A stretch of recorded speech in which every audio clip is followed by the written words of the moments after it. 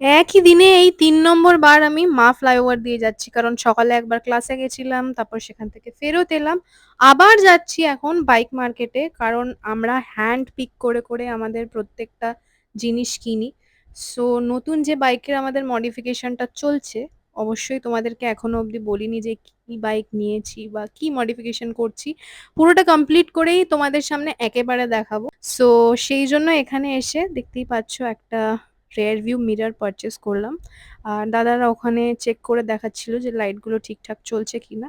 আর তারপরে ঘুরে দেখছিলাম মার্কেটটাতে যে আর কি পাওয়া যায় না পাওয়া যায়। তো দেখলাম যে বিশাল বড় মার্কেট। আমি নিজেও কোনোদিনও এখানে আসিনি। এই ফার্স্ট টাইম এসছিলাম। আর এসে দেখলাম যে অনেক জিনিস পাওয়া যায়। আর তারপরে গেছিলাম ওয়েলিংটনে। আর সেখানে গিয়ে অনেকদিন পর ট্রামের দেখা পেয়েছিলাম। তাই একটু ভিডিও করে নিলাম। তো ওয়েলিংটনেও গিয়ে কয়েকটা জিনিসপত্র ওখান থেকে কিনে নিলাম।